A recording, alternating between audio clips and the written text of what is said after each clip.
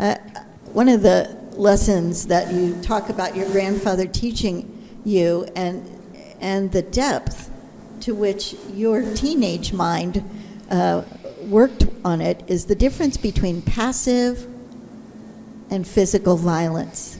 And I've heard you speak about it many times, and every time it's like a new little light bulb goes on, and I extend it to another area of my life.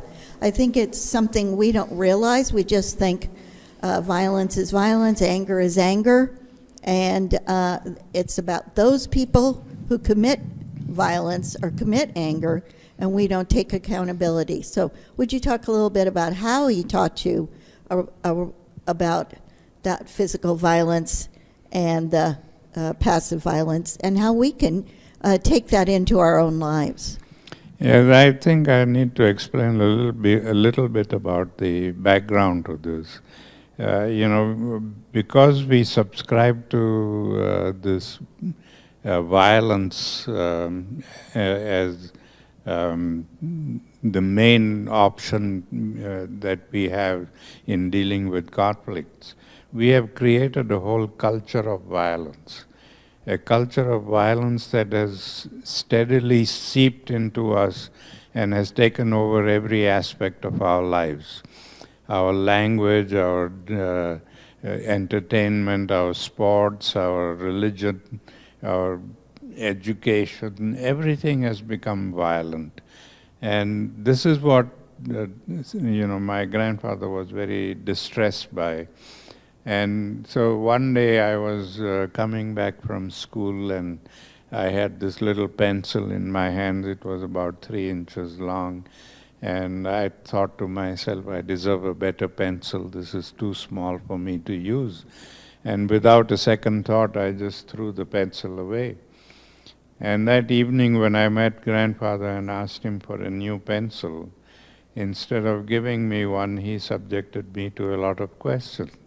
He wanted to know how the pencil became small, and where did I throw it away, and why did I throw it away, and on and on.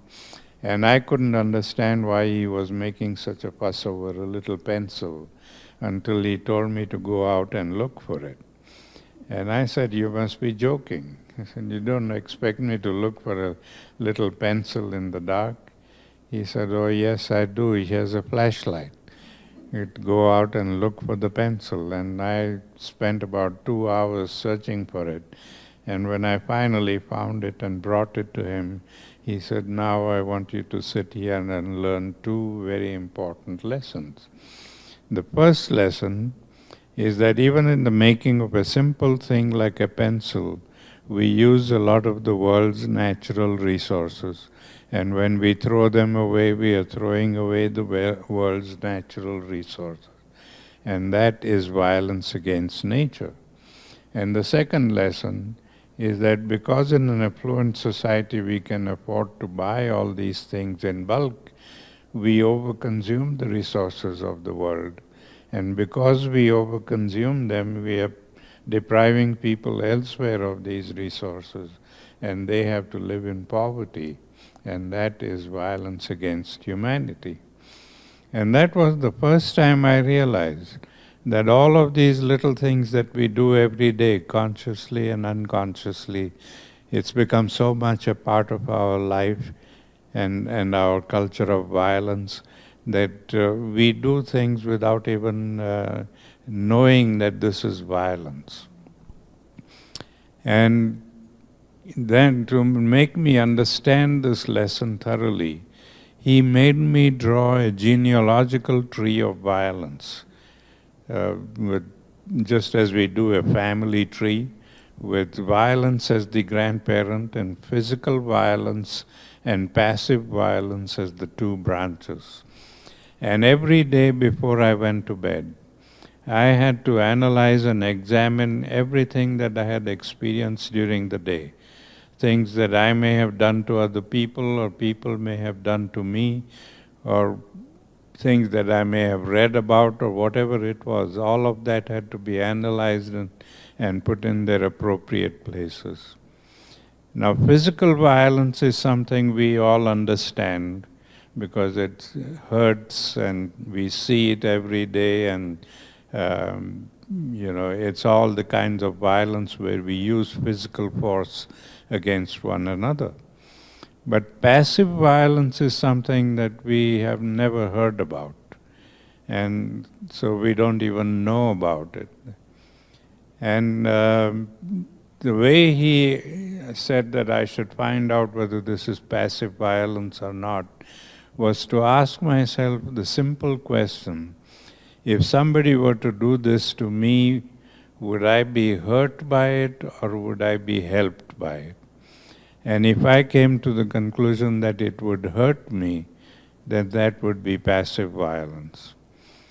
And when I began to do this introspection, I was amazed that within a few months I was able to fill up a whole wall in my room with acts of passive violence.